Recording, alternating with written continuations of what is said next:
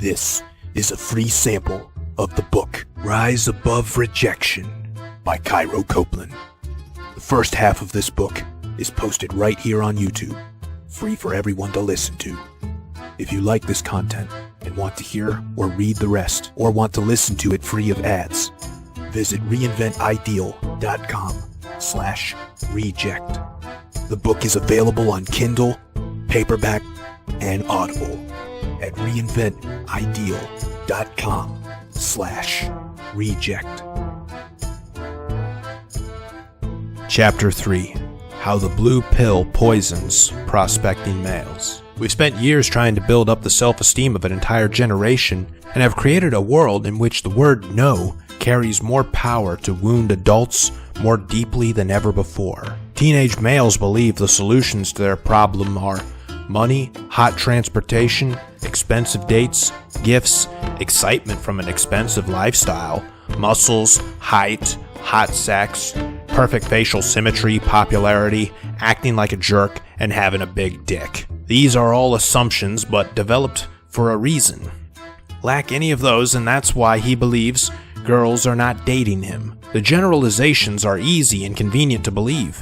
It gives the idea that if they get better at just that one thing they lack, gone will be the problem, and there are many profit seekers out to provide what the young guys lack. There are entire industries built on teenage boys and adult males continuing to have an unsolved reproductive problem. They make their money on the fact that these guys do not get into relationships and do not get laid. OnlyFans, Chatterbait, Pornhub, etc. exist because of the simps, and they have a financial interest in turning these males into full-blown incels. The poor fools fall for it hook, line, and sinker, and tragically at an early age. The boys fail to realize that when they are teenagers, they have underdeveloped brains. They're just stupid. Up to this point, all the information they've received about successful relationships with females has come from movies, TV, and the internet.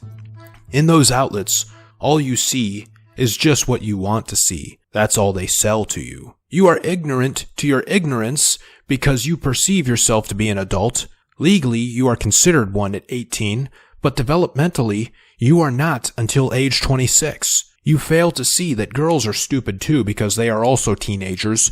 The theories you form on them become your views on women in general, and they may poison you for the remainder of your life. You get the false impression that you must attain something you lack to get women. The guys who get them are guys you resent because they have what you can't, and you don't want to be like the guys you resent. Like a poor person that hates the rich. They never escape the never-ending hamster wheel in hell. Ego does not permit you to seek help. Also, social imperatives discourage it. Doing so makes you feel weak. There is a social imperative that when it comes to how to get with women, you should just get it. No one will ever teach you or show you how to get it. You're supposed to just know. That's why you wouldn't be caught dead reading a book on dating advice or a lure in public. That's also why pickup artists were ridiculed, targeted, and shamed into the dark corners of the internet. However, the advice you can receive from female dating coaches is perfectly acceptable and approved of by the world. Its temptation is convincing, because who would know better about what a woman wants than a woman? It eludes you that it's no different from asking a fish how to catch it instead of asking the fisherman.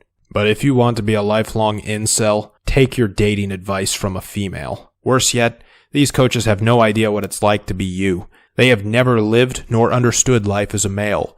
Watch any of the YouTube videos from one Apollonia Ponti, and you'll see how disconnected they are from your reality. They are interested only in how their advice makes them look, especially if the advice comes from women. Some pickup artist advice comes from guys that never fully recovered from past rejections. Those past rejections compelled them to become pickup artists so they wouldn't have to experience it. It was the spiteful motivation mentioned earlier. They focus on the impression they are making, not the solution. Parents are even worse. They say more shit like, "Don't worry, son, you are special. You'll meet a nice girl someday." They might even shit on your rejectors. "She didn't deserve you." That's just their piss-poor attempt to make you happy. Deep down, you know you don't really deserve the rise to sainthood. The reason you liked that person who rejected you is because they are special in your mind, and you remain hurt because they don't like you back. Instead of taking in this advice from the external world, turn your gaze inward. Look for what precisely are the influences running through your mind that shape the ideas you have about the kind of person you want to date. What are your expectations of these women? This will do more than just make rejections less painful. This will also have you get into less bad relationships with the wrong people, especially when that is used as a refuge against rejection. You're bullshitted daily by movies, TV, YouTubers, lifestyle bloggers, Instagrammers, and pop stars.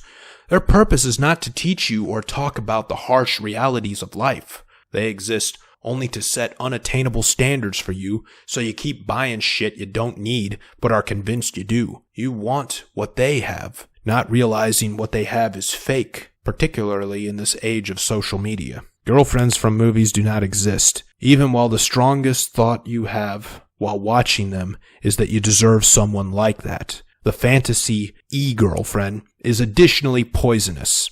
How often you see her posts tells your mind that you are deserving of her. She becomes your criteria for a future partner.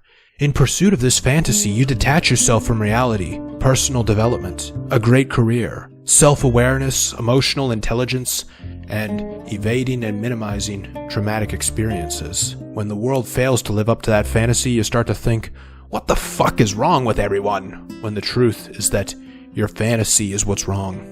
The rejection stings more because you are comparing yourself to people you've never met and have no real legitimate data on, while comparison is the thief of joy. Comparison to something fake is the murderer of it. You have no real data on why you got rejected. Without this, the mind naturally lets insecurities serve as the reason why. But you could just leave it at, you have no real data. When you reject, very little effort goes into it, especially when it's by swiping left. The parameters on whether you give it a second glance are pretty shallow. So little thought goes behind rejecting someone. How can you take it personally when it only happens in a few seconds? And for most women, rejection is nothing more than a reflex. Thank you for listening to this free sample of the book Rise Above Rejection by Cairo Copeland. If you enjoyed it and want to hear or read the rest, or want to listen to it free of ads, visit reinventideal.com/reject. The book is available on Kindle, paperback, and Audible at reinventideal.com/reject.